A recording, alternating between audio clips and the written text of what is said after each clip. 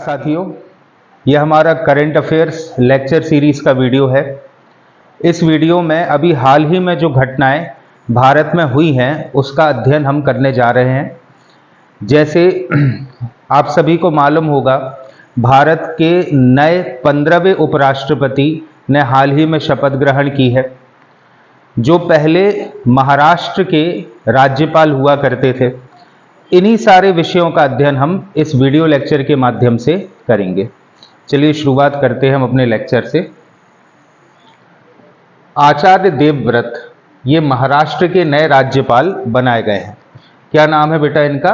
आचार्य देवव्रत। आचार्य देवव्रत जी actually Gujarat के राज्यपाल हुआ करते थे। सीपी राधाकृष्णन जो महाराष्ट्र के राज्यपाल थे, वे अब भारत के 15वें उपराष्ट्रपति हो चुके हैं। इसीलिए गुजरात के राज्यपाल श्री आचार्य देवव्रत जी को अतिरिक्त प्रभार मिल गया है महाराष्ट्र राज्य का। आइए इसके विषय में कुछ महत्वपूर्ण तथ्य पर हम गौर करते हैं। 15 सितंबर वर्ष 2025 की बात है। स्थान है मुंबई का राजभवन। शपथ दिलाने वाले ऑब्वियसली जो राज्यपाल होते हैं, उन्हें उस राज्य के हाई कोर्ट का मुख्य न्यायाधीश ही शपथ ग्रहण कराता है। तो आचार्य देवव्रत जी जिन्हें महाराष्ट्र का राज्यपाल नियुक्त किया गया है, तो उन्हें शपथ दिलाई है बॉम्बे हाई कोर्ट के मुख्य न्यायाधीश श्री चंद्रशेखर जी ने। याद रखेंगे आप लोग, बॉम्बे हाई कोर्ट के मुख्य न्यायाधीश है कौन? श्री चंद्रशेखर। उन्होंने शपथ दिलाई है किसे? आचार्य देवव्रत जी को। इससे पूर्व राज्यपाल कौन थे महाराष्ट्र के? तो श्री सीपी राधाकृष्णन, जो अब भारत के उपराष्ट्रपति हो चुके हैं।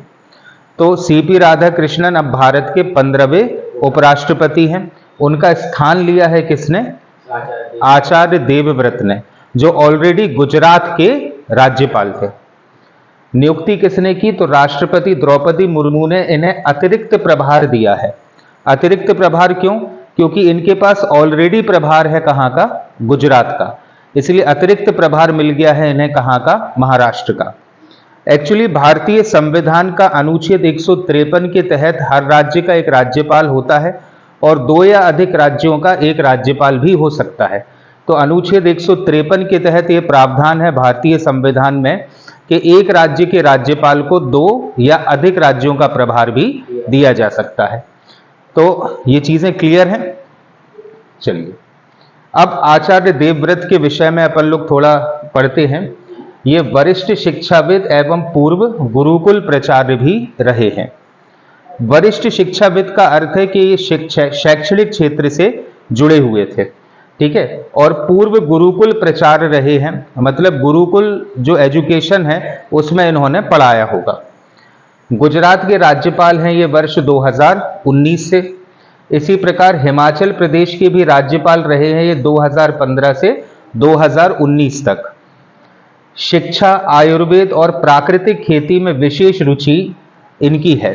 कौन कौन से क्षेत्रों में बेटा? शिक्षा, आयुर्वेद और प्राकृतिक खेती में इनकी विशेष रुचि है। प्रधानमंत्री नरेंद्र मोदी के सांस्कृतिक व कृषि सुधार की दृष्टि में ये उनके करीबी सहयोगी भी रहे हैं। मतलब प्रधानमंत्री मोदी ने जो भी प्लान्स बनाए हैं, कौन कौन से क्षेत्र में? प्रधानमंत्री खेती, संस्कृति और आदि क्षेत्रों में, उसमें प्रधानमंत्री जी के सलाहकार भी रह चुके हैं। अब संवैधानिक प्रावधान की यदि हम बात करें तो संविधान का अनुच्छेद 153 क्या कहता है कि प्रत्येक राज्य का एक राज्यपाल होगा। प्रत्येक राज्य का एक राज्यपाल होगा और एक व्यक्ति को एक से अधिक राज्यों का राज्यपाल भी बनाया जा सकता है। तो अगर हम बात करें आचार्य देवव्रत जी की, तो आचार्य देवव्रत जी ऑलरेडी कहाँ के राज्यपाल थे? गुजरात के। अब अतिरिक्त प्रभार उनके पास कहाँ का आ गया है? महाराष्ट्र का। राष्ट्रपति अस्थायी रिक्ति की स्थिति में किसी मौजूदा राज्यपाल को अतिरिक्त प्रभार भी सौंप सकता है।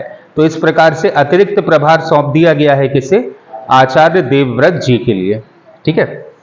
फिर नए राज्यपाल अतिरिक्त प्रभार किसको मिल गया? आचार्य देवव्रत को। अपन अगर कहना चाहिए रिवाइज कर लें अपने कॉन्सेप्ट के लिए, शपथ कब ली बेटा इन्होंने? 15 सितंबर वर्ष 2025 को। शपथ दिलाने वाले कौन हैं? तो बॉम्बे हाईकोर्ट के मुख्य न्यायाधीश हैं श्री चंद्रशेखर। ठीक है। पूर्व राज्यपाल कौन थे बेटा महाराष्ट्र के? तो वे थे सीपी राधाकृष्णन, जो अब हो चुके हैं भारत के 15वें उपराष्ट्रपति। वर्तमान अन्य पद क्या है आचार्य देवव्रत जी के पास?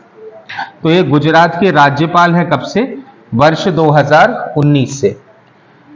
और इसके पहले क्या थे? वे हिमाचल प्रदेश के राज्यपाल थे। कब से कब तक रहे? 2015 से वे 2019 तक हिमाचल प्रदेश के राज्यपाल रहे। विशेषज्ञता क्या है? तो ये शिक्षा, आयुर्वेद और प्राकृतिक खेती के क्षेत्र में विशेष निपुणता रखते हैं। कौन? आचार्य देवव्रत जी। संवैधानिक प्रावधान क्या है? तो बेटा अनुच्छेद 153 के तहत एक व्यक्ति एक से अधिक राज्यों का राज्यपाल हो सकता है। ठीक है। अब सीपी राधाकृष्णन, आप सभी को मालूम है ये भारत के 15वें उपराष्ट्रपति बनाए गए हैं। कौन? श्री सीपी राधाकृष्णन। ठीक है। और इससे पूर्व वे कौन से पद को संभाला करते थे? इससे पूर्व महाराष्ट्र के राज्यपाल थे। और महाराष्ट्र के राज्यपाल के स्थान पर अब कौन आ गए हैं? आचार्य देवव्रत जी। ठीक है। तो इन्होंने शपथ ग्रहण कब की? तो 12 सितंबर वर्ष 2025 को सीपी राधाकृष्णन ने भारत के 15वें उपराष्ट्रपति के रूप में शपथ ग्रहण की। स्थान क्या था? राष्ट्र भवन, राष्ट्रपति भवन। कहां? नई दिल्ली। तो शपथ कौन दिलाता है उपराष्ट्रपति को? तो भारत की राष्ट्रपति महामहिम द्रौपदी मुर्मू ने उनको शपथ दिलाई। उपराष्ट्रपति को शपथ कौन दिलाता है? राष्ट्रपति। और इनसे पहले उपराष्ट्रपति के पद पर कौन थे बेटा? श्री जगदीप धनखड़। और अब कौन बन गए हैं? श्री सीपी राधाकृष्णन। ठीक है। चुनाव परिणाम क्या रहा? ठीक है। तो अगर हम चुनाव परिणाम की बात करें तो ये एनडीए के उम्मीदवार थे। कौन? श्री सीपी राधाकृष्णन। ठीक है। किस पार्टी को बिलोंग करते थे या किस संगठन को बिलोंग करते थे? NDA, national democratic alliance. कितने विजयी मत कितने मिले इन्हें? 452 मत मिले। विपक्षी उम्मीदवार कौन था इनका? तो पूर्व सुप्रीम कोर्ट के जज बी सुदर्शन रेड्डी। ठीक है। सुप्रीम कोर्ट के जस्टिस हुआ करते थे। कौन? बी सुदर्शन रेड्डी। उन्हें कितने मत मिले? 300 मत। और इन्हें कितने मत मिले? 452। एनडीए को कागज पर 427 सांसदों का समर्थन मिला था, लेकिन वाईएसआर जो कांग्रेस पार्टी है, वाईएसआर कांग्रेस पार्टी के 11 सांसदों ने भी समर्थन एनडीए को ही दिया। कुल 14 अतिरिक्त वोट से विपक्ष में क्रॉस वोटिंग की चर्चा हुई थी। ठीक है। आपको तो सिर्फ इतना याद रखना, एनडीए के उम्मीदवार थे कौन? श्री सीपी राधाकृष्णन, जिन्हें 452 मत मिले थे। विपक्षी उम्मीदवार थे इनके सुप्रीम कोर्ट के जज बी सुदर्शन रेड्डी, जिन्हें कितने मत मिले थे? 300 मत। क्लियर हुआ? अब जब इनका शपथ ग्रहण समारोह था तो ये समारोह तो हुआ था राष्ट्रपति भवन में। तो राष्ट्रपति भवन में उपस्थित मुख्य अतिथि कौन कौन थे? तो पूर्व उपराष्ट्रपति श्री जगदीप धनखड़, पूर्व राष्ट्रपति रामनाथ कोविंद, लोकसभा अध्यक्ष ओम बिरला, महाराष्ट्र के सीएम देवेंद्र फडणवीस, मध्य प्रदेश के सीएम मोहन यादव और आंध्र प्रदेश के सीएम श्री चंद्रबाबू नायडू जी। ठीक है। अब प्रधानमंत्री नरेंद्र मोदी ने बधाई दी और संवैधानिक मूल्यों को सुदृढ़ करने की आशा जताई। ठीक है। विजय ने एनडीए के शीर्ष संवैधानिक पदों पर पकड़ और मजबूत की। उन्हें कोयंबटूर का वाजपेयी कहा जाता है। श्री सीपी राधाकृष्णन और किस नाम से जाने जाते हैं? वे कोयंबटूर के वाजपेयी भी कहलाते हैं, क्योंकि जिस प्रकार से श्री अटल बिहारी वाजपेयी का योगदान रहा है, पार्टी के लिए समर्थन रहा है, बिल्कुल वैसे ही काम किया है किसने? श्री सीपी राधाकृष्णन ने। इसलिए वे किस उपनाम से जाने जाते हैं? कोयंबटूर के वाजपेयी। उनकी लंबे समय की पार्टी निष्ठा व सुशासन की पहचान के कारण वे कहलाते हैं क्या? कोयंबटूर के वाजपेयी। जल्दी से अपन रिवाइज कर लेते हैं। तो पद कौन सा है? वे भारत के 15वें उपराष्ट्रपति हैं। कौन? श्री सीपी राधाकृष्णन। सीपी राधाकृष्णन। तिथि क्या है? 12 सितंबर 2025 को उन्होंने भारत के 15वें उपराष्ट्रपति के रूप में शपथ ग्रहण की। कहां पर शपथ दिलाई गई? राष्ट्रपति भवन, जो कहां स्थित है? नई दिल्ली में। शपथ दिलाने वाली कौन थी? राष्ट्रपति द्रौपदी मुर्मू। कितने मत से जीते या कितने मत इनको मिले? 452। ठीक है, जबकि विपक्ष को कितने मत मिले? 300। और इनके विपक्ष में कौन खड़ा हुआ था? बी सुदर्शन रेड्डी। ठीक है, तो 14 अतिरिक्त वोट वाईएसआर कांग्रेस पार्टी से इनको प्राप्त हुए। ठीक है, विशेष अतिथि उपस्थित थे और ये किस उपनाम से जाने जाते हैं बेटा? कोयंबटूर के वाजपेयी के उपनाम से ये जाने जाते हैं। ठीक है, चलो अब आप लोगों ने नाम सुना होगा या कहना चाहिए हमारे 15वें उपराष्ट्रपति श्री सीपी राधाकृष्णन से ही संबंधित हैं श्री अमित खरे जी। अमित खरे को हाल ही में उपराष्ट्रपति सीपी राधाकृष्णन का नया सचिव बनाया गया है। ठीक है, तो 14 सितंबर वर्ष 2025 को इस चीज की घोषणा हुई कि जो रिटायर्ड आईएएस अधिकारी है अमित खरे जी, उन्हें सीपी राधाकृष्णन का क्या सेक्रेटरी या सचिव बनाया गया है। उपराष्ट्रपति सीपी राधाकृष्णन के सचिव के पद पर इनकी नियुक्ति की गई है। 3 वर्ष तक ये इनके सचिव के पद पर रहेंगे। मंत्रिमंडल की नियुक्ति समिति के द्वारा इन्हीं का नाम सजेस्ट किया गया था और इनको सीपी राधाकृष्णन का सचिव बनाया गया। जबकि सीपी राधाकृष्णन के जो निजी सचिव हैं वे हैं चंद्रशेखर एस। ठीक है, जो 2014 बैच के आईएएस अधिकारी हैं केरल कैडर के। ठीक है, जबकि जो मुख्य सचिव के पद पर नियुक्त किया गया वो किसे नियुक्त किया गया है? श्री अमित खरे जी को। आप सब लोगों ने चारा घोटाले का नाम सुना होगा। चारा घोटाले को उजागर करने वाले आईएएस यही थे। कौन? अमित खरे जी। लालू यादव का विशेष नाम आता है किसमें? चारा घोटाले में। आईएएस अधिकारी है ये 1985 बैच के झारखंड कैडर के। ठीक है, 1996-97 में पश्चिम बंगाल के सहभूम के डीएम रहे, डिस्ट्रिक्ट मजिस्ट्रेट मतलब कलेक्टर रहे, और इसी समय इन्होंने चारा घोटाले को उजागर करने में अपनी एक विशेष भूमिका भी अदा की थी। इसके अतिरिक्त वे भारत में कई उच्च पदों पर भी रहे हैं। उच्च शिक्षा सचिव रहे हैं और उच्च शिक्षा सचिव रहते हुए राष्ट्रीय शिक्षा नीति 2020 के निर्माण में भी इन्होंने प्रमुख योगदान दिया है। मतलब काफी माइंडेड आदमी ये माने जाते हैं। इसके अतिरिक्त सूचना एवं प्रसारण मंत्रालय में भी ये सचिव के पद पर थे। बिहार व झारखंड सरकार में वित्त, शिक्षा और सामान्य प्रशासन विभागों की जिम्मेदारी भी इनके पास एक लंबे समय तक रही थी। सेवानिवृत्ति के बाद अक्टूबर 2021 से वे प्रधानमंत्री के सलाहकार भी रहे हैं और सामाजिक क्षेत्र से जुड़े मामलों में वे प्रधानमंत्री को सलाह देने का कार्य भी करते हैं। रिटायर्ड होने के बाद वे प्रधानमंत्री के सलाहकार बन गए थे। तो आप लोग ये याद रखोगे श्री अमित खरे जी के बारे में, जो कि सचिव बन गए हैं अब किसके? उपराष्ट्रपति श्री सीपी राधाकृष्णन के। फिर आप सभी को मालूम होगा, ये हम करंट में भी अभी कवर करेंगे, कि बहुत सारी ऑनलाइन जो गैम्बलिंग की साइट्स थी या सट्टा वाली जो साइट्स थी, जुए की जो साइट्स थी, वो अब बैन कर दी गई हैं। ड्रीम 11 ये स्पॉन्सर हुआ करता था इंडियन क्रिकेट टीम का, जो कि कहना चाहिए अनुबंध लगाने वाले कानून के लागू हो जाने के कारण अब समाप्त हो गया। इसीलिए अपोलो टायर्स अब नया स्पॉन्सर बन गया है इंडियन क्रिकेट टीम का। घोषणा कब हुई है इसकी? 16 सितंबर वर्ष 2025 से। कंपनी कौन सी है? अपोलो टायर, जिसका मुख्यालय गुरुग्राम में अवस्थित है।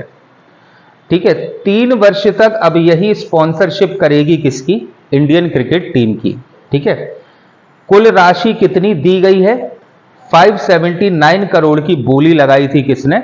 अपोलो टायर्स ने, और उसकी तुलना में और कोई नहीं था। इसलिए स्पॉन्सरशिप किसको दे दी गई? अपोलो टायर्स को। और इन 3 वर्षों के अंदर 142 मुकाबले होंगे, जिसमें से 121 द्विपक्षीय और 21 आईसीसी के मैच होंगे। और इन पूरे 142 मुकाबलों में स्पॉन्सरशिप किसके पास रहेगी? अपोलो टायर्स के पास। मतलब अब इंडियन क्रिकेट टीम के जो खिलाड़ी हैं उनकी जर्सी पर लिखा रहेगा क्या? Apollo tyres. पहले क्या लिखा रहता था? ड्रीम 11। ठीक है। अब इस प्रतिस्पर्धा में कौन कौन थे? ठीक है, अपोलो टायर्स ने किसको पीछे छोड़ा? तो आप सब लोगों ने कैनवा का नाम सुना होगा। जैसे जो पोस्टर्स वगैरह बनते हैं उसकी साइट है ये कैनवा। इसने बोली लगाई थी 544 करोड़ की। जेके सीमेंट ने बोली लगाई थी 477 करोड़ रुपए की। बिरला ओपस पेंट ने पहले ही बाहर हो चुका था, ये इतना पैसा नहीं लगाया था, जबकि अनुबंध किसके साथ हो गया? 579 करोड़ रुपए देकर अपोलो टायर इसका ऑथेंटिक स्पॉन्सरशिप हासिल करने में सफल रहा। अब बीसीसीआई की क्या क्या शर्तें हैं? तो द्विपक्षीय मैच में बेस प्राइस 3.5 करोड़ रुपए प्रति मैच। ठीक है, इतना पैसा देगा कौन? Apollo tyres. ठीक है। आईसीसी के मैच में बेस प्राइस 1.5 करोड़ रुपए प्रति मैच रखी गई है। अपोलो की बोली औसतन 4.77 करोड़ प्रति मैच की थी, जो कि रिकॉर्ड स्तर पर है। अब तक की सबसे ज्यादा बोली लगाई थी किसने? अपोलो टायर्स ने। ठीक है। तो इसके पहले की अगर बात करें कि इसके पहले प्रायोजक कौन था, तो पहले इसका प्रायोजक था कौन? ड्रीम 11। ठीक है, जो कि ऑनलाइन गेमिंग एक्ट की पाबंदियों के चलते अब बाहर कर दिया गया है। ठीक है। अब से बैटिंग, ऑनलाइन गेमिंग, क्रिप्टो, तंबाकू कंपनियों वाली बोली लगाने वाली जो भी कंपनियां, इनसे संबंधित जो भी कंपनियां हैं वे बाहर हैं। वे लोग स्पॉन्सरशिप नहीं ले सकते, क्योंकि अगर ऐसी कंपनियों को स्पॉन्सरशिप मिल जाती है तो ये इस बात का द्योतक होगा कि सरकार इन चीजों को प्रमोट कर रही है। ठीक है। तो अपोलो टायर के लोगो जो हैं अब आपको देखने को मिलेंगे इंडियन क्रिकेट टीम के खिलाड़ियों की शर्ट्स पर। ठीक है। टीम इंडिया की जर्सी पर, देश विदेश दोनों सीरीज में। ठीक है। आईसीसी टूर्नामेंट, टी20, championship trophy, WTC, Apollo tyre को वैश्विक स्तर पर ब्रांड विजिबिलिटी अब मिल जाएगी। क्लियर है? तो अपोलो टायर की क्या होगी? पब्लिसिटी होगी, और जो जितना दिखेगा उतना ही ज्यादा बिकेगा। तो 579 करोड़ तो आराम से निकाल लेगा क्या? Apollo tyres. ठीक है। तो घोषणा कब हुई है बेटा? 16 सितंबर वर्ष 2025 को। कंपनी कौन सी है? अपोलो टायर, जिसका मुख्यालय कहां पर है? गुरुग्राम में। ठीक है। कितने करोड़ में कॉन्ट्रैक्ट हुआ? 579 करोड़ में। ठीक है। अवधि कितनी है? 3 वर्ष। कितने मैचों के लिए स्पॉन्सरशिप मिल गई? 142 मैच। ठीक है। पिछला स्पॉन्सर कौन था? ड्रीम 11। ठीक है, याद रखोगे? चलो, 2025 फाइड ग्रैंड स्विस विजेता हैं अनीश गिरी और वैशाली रमेश बाबू। ठीक है। फाइड क्या है? चेस की अंतरराष्ट्रीय संस्था होती है क्या? फाइड। ठीक है। अभी स्विस चैंपियनशिप हुई है, आई थिंक कल ही की बात है। उसमें ओपन सेक्शन में विजेता घोषित हुए हैं कौन? अनीश गिरी। लेकिन ये कहां के हैं? नीदरलैंड्स के। ठीक है। अंतिम स्कोर इनका रहा 8-11। Final round JM hence Niemann को हराकर पहला स्थान इन्होंने प्राप्त किया। क्या नाम है बेटा इनका?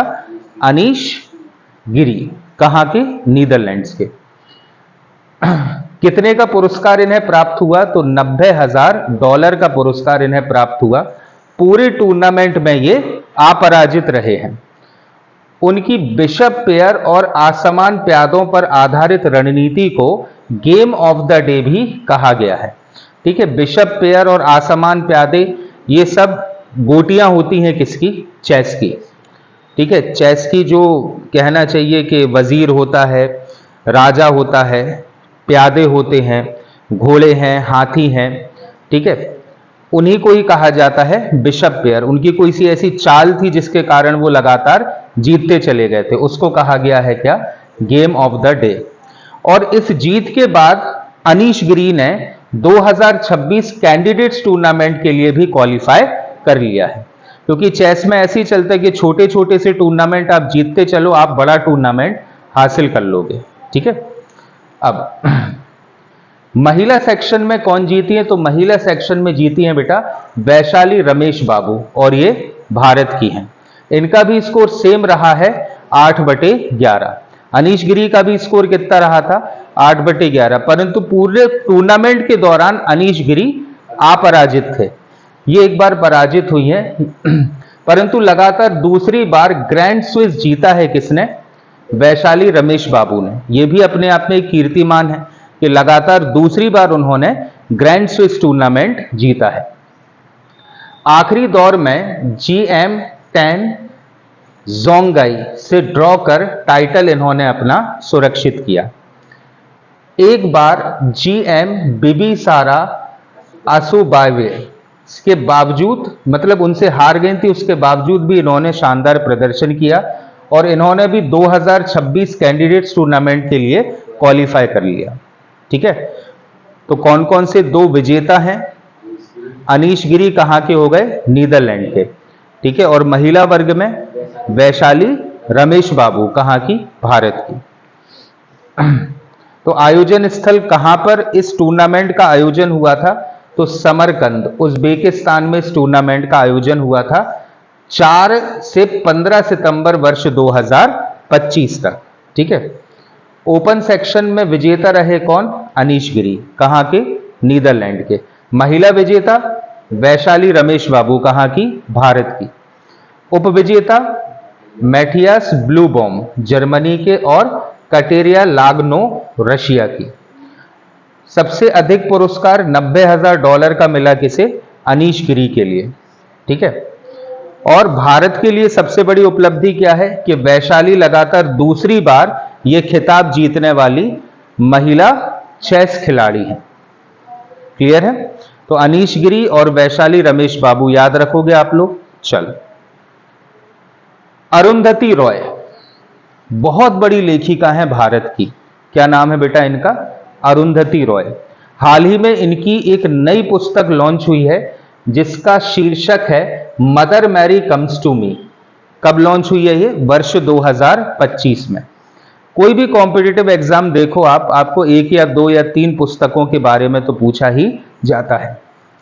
ठीक है, जबकि अरुंधति रॉय ने तो जो पुरानी पुस्तकें लिखी हैं और जिन पुस्तकों के लिए उनको कोई ना कोई प्राइज मिल चुका है, वो भी आपके लिए बहुत आवश्यक है याद रखने हेतु। पूरा नाम क्या है इनका? सुजैन अरुंधति रॉय। 24 नवंबर 1961 को मेघालय के शिलोंग में इनका जन्म हुआ। पेशा क्या है? पेशे से ये एक लेखिका है, निबंधकार हैं और सोशल एक्टिविस्ट है। सामाजिक मुद्दे पर भी ये बोलती हैं। ठीक है, प्रमुख पहचान तो उनकी लेखनी साहित्यिक के साथ साथ राजनैतिक और सामाजिक मुद्दों से गहराई से जुड़ी हुई है। मतलब ये जो लिखती हैं वो ना सिर्फ अपने फील्ड का लिखती हैं बल्कि सामाजिक क्षेत्र के विषय में भी इनके प्रमुख लेख होते हैं। अब इनकी जो प्रमुख कृतियां हैं, the god of small things वर्ष 1997 में प्रकाशित हुई थी। कौन सी पुस्तक है? The god of small things. पहला उपन्यास था इनका और इसी ने इन्हें विश्व स्तरीय पहचान दिलाई थी। ठीक है, कौन सी पुस्तक है? The god of small thing. कब रिलीज हुई? 1997 में। The algebra of infinite justice वर्ष 2001 में। यह उनका निबंध संग्रह है। An ordinary person's guide to empire वर्ष 2004 में। लिसनिंग टू ग्रासहोपर्स वर्ष 2009 में। ब्रोकन रिपब्लिक वर्ष 2011 में। नक्सलवाद और आदिवासी मुद्दों पर यह इनका रिसर्च वर्क था। क्या? Broken Republic. Capitalism a ghost story वर्ष 2014 में। The ministry of utmost happiness वर्ष 2017 में। यह उनका दूसरा उपन्यास था। पहला कौन सा था? The god of small things. आजादी, फ्रीडम, फासिज्म एंड फिक्शन वर्ष 2020 में। यह भी उनका एक निबंध संग्रह है। Mother Mary comes to me, यह हाल ही में लॉन्च हुई है। यह उनका संस्मरण है। ठीक है, अब इतनी सारी तो कृतियां उन्होंने लिख दी, अब इनमें से कुछ विशेष कृतियों के लिए उनको अंतर्राष्ट्रीय स्तर के पुरस्कार से भी सम्मानित किया गया है। तो ब्रोकन प्राइज वर्ष 1997 की किताब है इनकी। The god of small things के लिए पहली भारतीय महिला जिन्हें बुकर पुरस्कार मिला था। पहली भारतीय महिला है जिन्हें बुकर पुरस्कार मिला है। कौन से ग्रंथ के लिए? The god of small thing, जो कब रिलीज हुई थी? 1997 में। सिडनी पीस प्राइज मिला इन्हें वर्ष 2004 में, सामाजिक न्याय और शांति में योगदान के लिए। कौन सा पुरस्कार मिला बेटा इनको? Sydney peace prize. ठीक है। Lenin foundation cultural freedom award वर्ष 2002, सांस्कृतिक स्वतंत्रता और मानव अधिकार रक्षा के लिए उन्हें प्रदान किया गया। Norman Mailer prize for distinguished writing वर्ष 2011 में। नेशनल फिल्म अवार्ड वर्ष 1989 में। In which any gives it those ones के लिए स्क्रीन प्ले राइटिंग के लिए इन्हें यह पुरस्कार से सम्मानित किया गया। कर्ट टुचलॉस्की प्राइज वर्ष 2021 में स्वीडन में इन्हें प्राप्त हुआ, जो कि अभिव्यक्ति की स्वतंत्रता के लिए इन्हें दिया गया। इसके अलावा टाइम मैगजीन और गार्जियन ने इन्हें विश्व के सबसे प्रभावशाली लेखिकाओं में भी शामिल किया है। कौन है बेटा? Arundhati Roy. The god of small things कब जारी हुई थी? 1997 में। और इसी के लिए उन्हें कौन सा पुरस्कार मिला? बुकर पुरस्कार। ख्याति क्या है? भारत की पहली महिला हैं जिन्हें बुकर पुरस्कार से सम्मानित किया गया। ठीक है। अब किताबों के अतिरिक्त इन्होंने बहुत सारे ऐसे सामाजिक मुद्दों पर भी अपनी आवाज बुलंद की है, जैसे नर्मदा बचाओ आंदोलन, बड़े बांध परियोजनाओं के विरोध में इन्होंने मुखर आवाज उठाई थी। ठीक है। परमाणु हथियार विरोध, एंटी न्यूक्लियर मूवमेंट पर भी इन्होंने अपनी आवाज बुलंद की थी।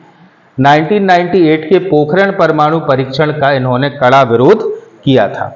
इसी प्रकार से कश्मीर के मुद्दे पर, कश्मीर में मानव अधिकार हनन और आत्मनिर्णय के पक्ष में भी कई बार इन्होंने बयान दिए थे, और ये बयान ऑब्वियसली सरकार के ही विरोध में थे। कॉरपोरेट पूंजीवाद के विरोध में भी इन्होंने अपनी आवाज उठाई। भूमंडलीकरण और निजीकरण की नीतियों की इन्होंने आलोचना की थी। अभी क्यों है ये सुर्खियों में? ये सारी बातें तो पुरानी हो गई, क्योंकि अभी इनकी पुस्तक जारी हुई है। कौन सी? Mother Mary comes to me. किस वर्ष? 2025 में। तो अपनी मां मैरी रॉय के साथ संबंधों पर आधारित ये उनका एक संस्मरण है। मैरी रॉय एक शिक्षिका और महिला अधिकारों की पुरोधा थी। उन्होंने सुप्रीम कोर्ट में मुकदमा जीतकर केरल की ईसाई महिलाओं को समान उत्तराधिकार का अधिकार दिलाया था। ठीक है। तो इनकी जो मां भी थी मैरी रॉय, वो भी काफी ज्यादा एक्टिव रही हैं। पुस्तक में मां बेटी के जटिल रिश्ते, पीड़ा और प्रेरणा का गहरा वर्णन इन्होंने किया है। कौन सा ग्रंथ है? Mother Mary comes to me. किस वर्ष जारी हुआ? 2025 में। अब अपन अपने नेक्स्ट टॉपिक की ओर चलते हैं। अरायना सबालेंका की यूएस ओपन 2025 में जीत। ठीक है। यूएस ओपन अभी हुआ है, हाल ही में संपन्न। ठीक है। टेनिस का शीर्षस्थ स्तर का स्पोर्ट्स है। ठीक है। उसमें महिला वर्ग में कौन जीती है? Sabalenka, Aryna Sabalenka. तो अरायना सबालेंका कहाँ की है? बेलारूस की। और वर्ल्ड नंबर 1 पर आ चुकी हैं कौन? सबालेंका ने 6-3, 7-6 से एमांडा एनीसीमोवा को हराकर यूएस ओपन 2025 महिला सिंगल्स का खिताब अपने नाम किया। ठीक है। तो महिला सिंगल का खिताब अपने नाम किया है किसने? अरायना सबालेंका ने, जो कहाँ की हैं? कहाँ की हैं बेटा? ये बेलारूस की। ठीक है। इससे वे दूसरी बार यूएस ओपन की चैंपियन बनी। एक बार और वे यूएस ओपन जीत चुकी हैं। पहली सेरेना विलियम्स के बाद पहली महिला जिसके लिए यह संभव हुआ है। मतलब इतिहास में अभी 2 बार ऐसा हुआ है कि 2 महिलाएं यूएस ओपन जीत चुकी हैं। पहली है कौन सी? Serena Williams. और सेरेना विलियम्स के बाद कौन सी हैं? सबालेंका। जिन्होंने यूएस ओपन जीता है 2 बार। यह सबालेंका का चौथा ग्रैंड स्लैम है और दूसरा यूएस ओपन है। मतलब ग्रैंड स्लैम की यदि बात करें तो ये चौथा ग्रैंड स्लैम है, लेकिन दूसरा यूएस ओपन है। इस जीत के लिए उन्हें $5 मिलियन पुरस्कार राशि के रूप में प्राप्त होंगे। ठीक है। 4 ग्रैंड स्लैम कौन कौन से इन्होंने जीते? तो ऑस्ट्रेलियन ओपन जीता इन्होंने 2 बार, एक बार 2023 में और एक बार 2024 में। यूएस ओपन भी 2 बार जीत चुकी हैं, एक बार 2024 में जीत चुकी हैं और एक बार 2025 में जीत चुकी हैं। ठीक है। तो WTA सिंगल्स खिताब 21 बार, डबल्स टाइटल 6 बार। ठीक है। और अभी वर्ल्ड पर नंबर 1 रैंकिंग पर हैं कौन? अरायना सबालेंका। ठीक है। वर्ल्ड की नंबर 1 रैंकिंग पर हैं कौन? अरायना सबालेंका। ठीक है। 2025 में इन्होंने क्या क्या का कीर्तिमान हासिल किया है? तो ग्रैंड स्लैम में ऑस्ट्रेलियन ओपन में ये फाइनल में पहुंची, फ्रेंच ओपन में भी ये फाइनल में पहुंची, विंबलडन में ये सेमीफाइनल में पहुंची, परंतु आखिरी टूर्नामेंट था यूएस ओपन और इसकी वे विजेता हो गई। ठीक है। तो 2 यूएस ओपन और 2 ऑस्ट्रेलियन ओपन ये जीत चुकी हैं। ठीक है। चलो फिर अल्कराज, यूएस ओपन के पुरुष वर्ग में विजेता रहे हैं कौन? Carlos Alcaraz. तो विजेता है बेटा कौन? Carlos Alcaraz. कहां के हैं ये? स्पेन के। जबकि सबालेंका कहां की थी? बेलारूस की। Final score 6-2, 3-6, 6-1, 6-4। चैंपियन रहे अल्कराज और रनर अप के पद पर रहे जैनिक सिनर। रनर अप के पद पर कौन रहे? Jannik Sinner. दूसरी बार यूएस ओपन खिताब इन्होंने जीता। किसने? कार्लोस अल्कराज ने दूसरी बार, और सबालेंका ने भी दूसरी बार जीता। इन्होंने पहली बार जीता था कब? 2022 में। कुल 6ठा ग्रैंड स्लैम टाइटल है इनका। फाइनल से ही वर्ल्ड नंबर 1 रैंकिंग पर इन्होंने पुनः प्राप्त कर ली। ठीक है। जॉन बॉर्ग के बाद सबसे युवा खिलाड़ी जिन्होंने 23 से पहले 6 ग्रैंड स्लैम टाइटल जीत लिए हैं। ठीक है। कितने? 6 ग्रैंड स्लैम टाइटल जीत लिए हैं 23 वर्ष की आयु से पहले। किसने? कार्लोस अल्कराज ने। इसके पहले 6 ग्रैंड स्लैम जीतने वाले खिलाड़ी कौन थे? John Borg. ठीक है। चलो अब अपन बात करते हैं, भारत ने एशिया कप 2025 हॉकी में साउथ कोरिया को हराकर अपना खिताब हासिल किया। यह चैंपियनशिप तो कहां हुई थी? भारत में ही हुई थी। ठीक है। तो एशिया कप 2025 हॉकी का फाइनल, ठीक है, 7 सितंबर 2025 को जब फाइनल खेला गया था, तो कब खेला गया था? 7 सितंबर 2025 को। कहां पर? राजगीर स्पोर्ट्स कॉम्प्लेक्स, बिहार में। परिणाम क्या हुआ इसका? तो भारत ने साउथ कोरिया को 4-1 से पराजित किया और एशिया कप अपने नाम कर लिया। तो फाइनल में इंडिया ने किसको पराजित किया है? साउथ कोरिया को। ठीक है। फाइनल कहां पर हुआ था? Rajgir sports complex. कहां? बिहार में। खिताब का महत्व क्या है? तो यह भारत का चौथा एशिया कप टाइटल था और यह 8 वर्षों में उनकी पहली जीत थी। 8 वर्षों में पहली जीत थी ये भारत की। पिछली बार 2017 में भारत को यह जीत हासिल हुई थी। फाइनल में किसको हराया है? फाइनल में किसको हराया है? साउथ कोरिया के लिए। ठीक है। इस जीत के साथ भारत ने 2026 मेंस हॉकी वर्ल्ड कप के लिए सीधी योग्यता सुनिश्चित कर ली है। ठीक है। वर्ल्ड कप का आयोजन कहां पर होना है 2026 में? बेल्जियम और नीदरलैंड्स में संयुक्त रूप से इस वर्ल्ड कप का आयोजन होना है। कहां पर? बेल्जियम और नीदरलैंड संयुक्त रूप से इस वर्ल्ड कप का आयोजन कराएंगे। अब अपन बात करते हैं, ये थोड़ा सा पुराना कहना चाहिए कि घटना है, लेकिन हमसे पूछी जा सकती है। सुप्रीम कोर्ट का पुराना जो प्रतीक चिन्ह है उसकी बहाली अब यहां पर कर दी गई है। कैसे कर दी गई है? तो सितंबर 2024 की बात है, भारत के सर्वोच्च न्यायालय के 75वीं वर्षगांठ मनाई गई थी। सुप्रीम कोर्ट की कौन सी 75वीं वर्षगांठ मनाई गई थी? कब? सितंबर वर्ष 2024 में, पिछले साल। इस अवसर पर तत्कालीन मुख्य न्यायाधीश श्री डीवाई चंद्रचूड़ ने नए प्रतीक चिन्ह, डीवाई चंद्रचूड़ ने क्या किया? एक नया प्रतीक चिन्ह जारी किया था सुप्रीम कोर्ट का, ये वाला। सुप्रीम कोर्ट का प्रतीक चिन्ह तो ये है, ठीक है, लेकिन जो उस समय के चीफ जस्टिस ऑफ इंडिया थे, उन्होंने नया प्रतीक चिन्ह जारी किया था जो कुछ इस प्रकार का दिखता था, ठीक है। 75वीं वर्षगांठ थी, तो इस उपलक्ष्य पर उन्होंने एक नया प्रतीक चिन्ह जारी कर दिया। नए चिन्ह में संविधान की किताब, अशोक चक्र और भारत के मानचित्र के साथ यतो धर्मस्थो जया लिखा हुआ था। ये देखिए आप, संविधान की किताब यतो धर्मस्थो जया लिखा हुआ था। परंतु हाल ही में क्या घटना घटी? वर्तमान मुख्य न्यायाधीश जस्टिस BR गवई ने पुराने प्रतीक चिन्ह को पुनः बहाल करने का निर्णय ले लिया। मतलब इनका कहना है कि पुराना वाला सुप्रीम कोर्ट का जो प्रतीक चिन्ह है, यही प्रतीक चिन्ह सुप्रीम कोर्ट का चलेगा।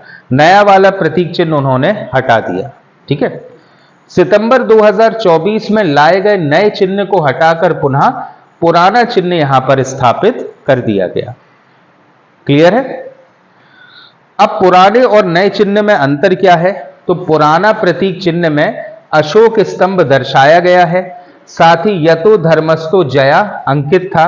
यह भारत का ऐतिहासिक व सांस्कृतिक विरासत से गहराई से जुड़ा हुआ प्रतीक चिन्ह था। ये वाला भारत की संस्कृति से गहराई से जुड़ा हुआ प्रतीक चिन्ह था। जबकि नया प्रतीक चिन्ह जो चंद्रचूड़ जी ने जारी किया था 2024 में, इसमें संविधान की किताब तो बनी थी, अशोक चक्र और भारत के मानचित्र भी दिखाया गया था, परंतु इसमें भारत के भौगोलिक व संवैधानिक एकता का संदेश भी दिया गया था। इसीलिए अब जो कहना चाहिए, नए मुख्य न्यायाधीश है हमारे कौन? श्री BR गवई। उन्होंने क्या किया? पुराने ही प्रतीक चिन्ह को मान्यता दे दी है। अब बहाली का कारण क्या है, क्यों ऐसा किया गया? तो पुराने प्रतीक चिन्ह को लेकर न्यायपालिका के भीतर वकीलों और एसोसिएशन से आलोचना आई थी। यह भी तर्क दिया गया कि नया प्रतीक चिन्ह भारत के सर्वोच्च न्यायालय के इतिहास, परंपरा, गरिमा के अनुरूप नहीं था, इसलिए उस नए प्रतीक चिन्ह को हटा दिया गया, ठीक है। इसलिए मुख्य न्यायाधीश BR गवई ने पुराना प्रतीक चिन्ह पुनः लागू कर दिया। क्लियर है? तो इतने टॉपिक सफिशिएंट है, आई होप सो, आज की क्लास के लिए। क्लियर है इतना? बाकी अपन कल करेंगे। Thank you.